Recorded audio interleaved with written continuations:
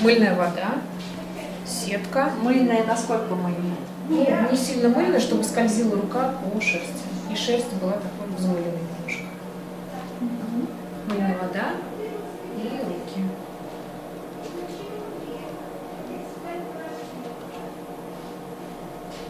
Так, мы будем валять образцы с орнаментом вот таким. Поэтому по нему нам нужно будет выложить шерсть. Смотрите, сейчас сначала вырежу этот орнамент и разложу потом шерсть. Или, по-моему, шерсть. Не осталось. Это из прифельта. Вот такая слегка сваленная шерсть. Из нее вырезаю узор. Конечно. Можете, я...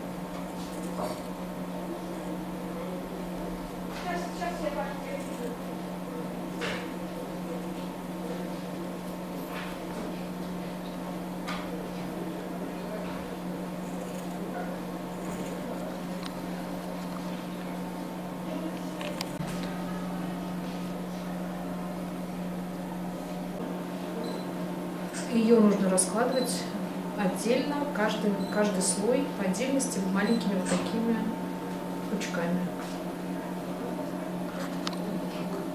Но бывает шерсть уже разложенная, кардачес называется.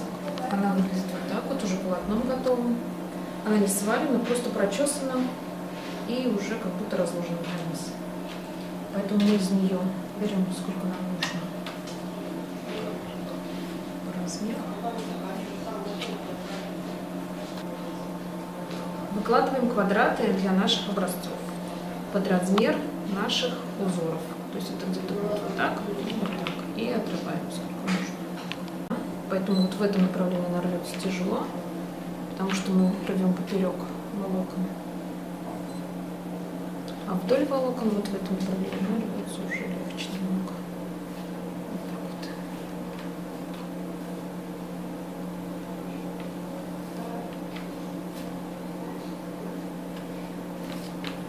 И второй образец у нас тоже будет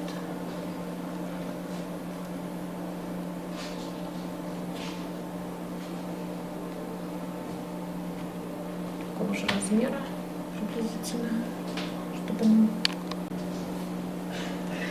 так убираем лишнее и уже раскладываем вот эти наши образцы. Очень важно в шерсти разложить ее в разных направлениях, чтобы один слой шел у нас горизонтально, второй слой шел вертикально. Поэтому я разделяю на две части, оставляю один слой вот так, направление волокон, а второй слой верхний меняю направление волокон на противоположное. Равняем край, считаем все лишнее, закладываем обратно. И то же самое делаем с этим образцом. Разделяю вдоль на два полотна. Нижний слой оставляем горизонтальный, а верхний слой кладем перпендикулярно. Это нам нужно для равномерной усадки и для лучшего сцепления шерсти между собой шерстинок в полотне.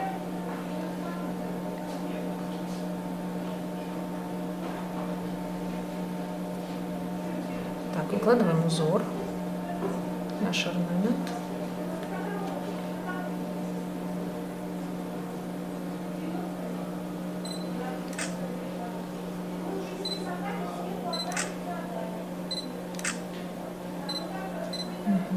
Добавляем элементы, которые мы забыли добавить. Эти иголки осветились.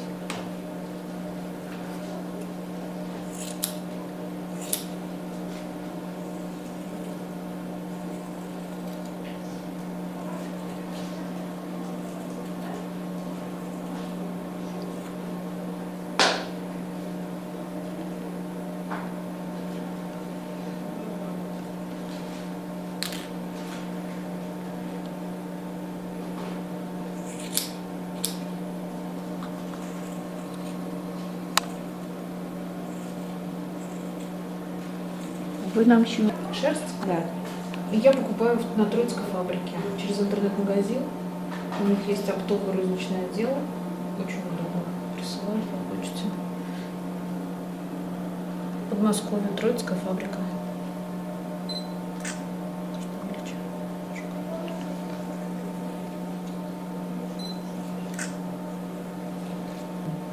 Ну, лоток он тоже нужен, потому что здесь есть вот такие пупырчатые вот дно, об которое очень хорошо, вот если потереть, сваливается шерсть, сцепляется. Вообще очень хорошо сваливает шерсть стиральная доска старая. Такая рифленая, вот еще с советских времен. Не знаю, что каких времен. Старинная. Сейчас не продают. Так, накрываем сеткой, Это для чего? чтобы шерсть не липла к рукам. Потому что пока она не сваленная, пока она вот отдельными ворсинками, она очень пристает к рукам. Так, и мочим. Здесь, кстати, дырка. Ну, вода лучше теплая. У меня уже все остыло. Ничего. Поливаем мыльной водой. У меня здесь разведено мыло Фейри. Обычно развожу. Мочим все насквозь. По периметру или? Нет, все. Все, прям чтобы все промокло. Ну, столовая ложка, наверное, литр на 2. Но не сильно мыльная, потому что лишнее мыло, оно не дает шерсти сцепиться, оно внутри пенится, и шерсть, она не сваливается, не сцепляется друг с дружкой. И теперь можно потихонечку, конечно, не ездить. Вот такими движениями я теперь несколько минут 5, 6, 7, может, не знаю, 10, сколько получится, потому что все зависит от шерсти все равно. Буду сваливать шерсть.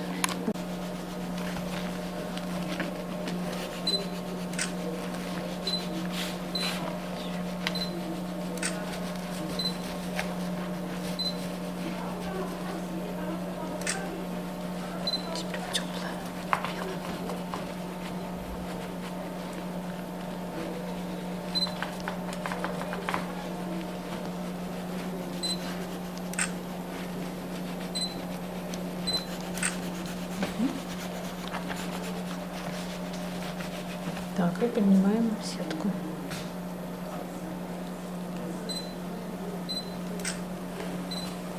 Вот привалилась шерсть. Сейчас посмотрим, что у нас будет дальше. Так, переворачиваем. О, свалила даже вместе.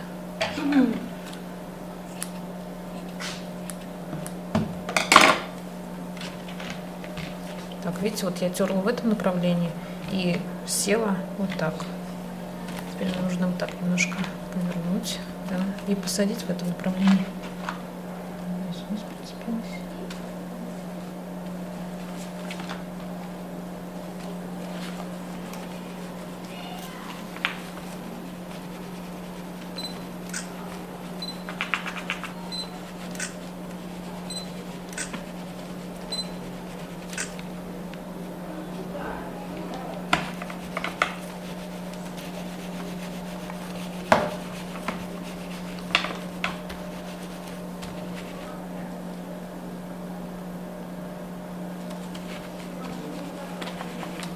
Так, все, теперь продолжаем беседки.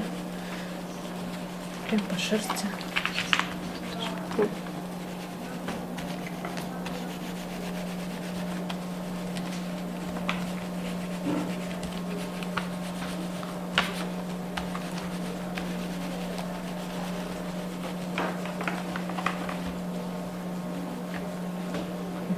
Вот, чтобы рука вместе с этим, с шерстью скользила по этой вот нашей неровной поверхности. Вот так вот. Вот так. Тогда шерсть, она проваливается внутри и садится лучше. Вот так. А когда трется сверху только, то вот верхний слой сваливается, а внутри шерсть остается непровольной. И края обязательно, потому что края садятся меньше всего.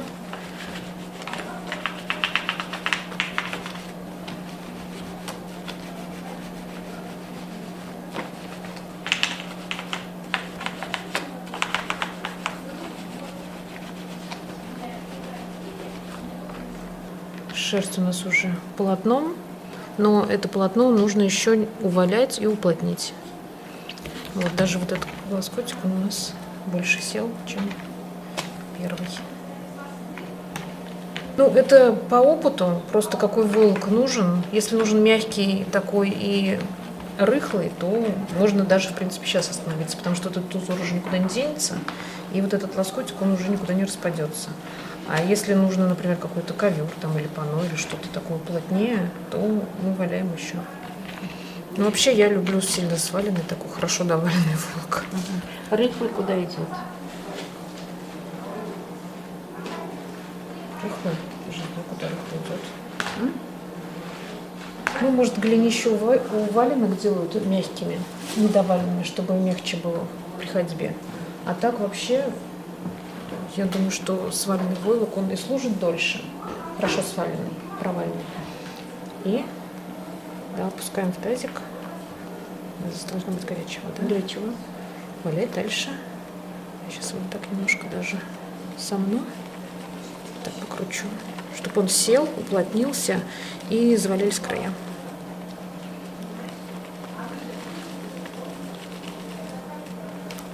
Вообще движение рук похоже на то, как месим тесто. Сложно ошибиться, сложно что-то испортить, сложно. Все равно получится что-то получится. Потом главное сделать правильные выводы и дальше валять руками. Главное правило — следить за тем, что у вас получается в руках. Вот каждый раз, каждую минуту смотрите, что происходит с войлоком. И от этого уже идет технология, какие-то движения, меняете воду, раствор, добавляете горячей воды. И все. Вот. Мне кажется, еще и сколько мы сушим? Я сушу на батарее горячей. Я даже некоторые образцы, они за полчаса высыхают. Хорошо отжатые, пропорощенные.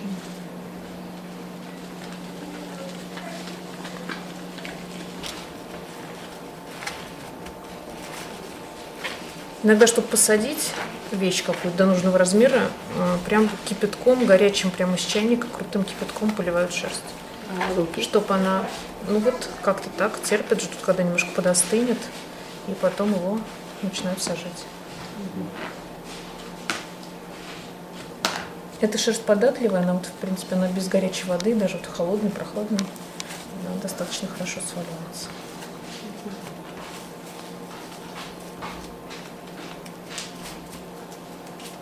Я бы сейчас эту воду поменяла, можно схожу.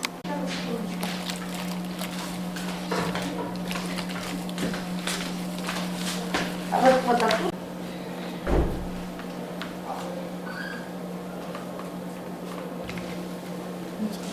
Не знаю, сколько. Все одинаковые. А тут еще мусор садим. Вот он уже плотно стал. Ага, это уже совсем чувствуется. Да, но еще можно не даже.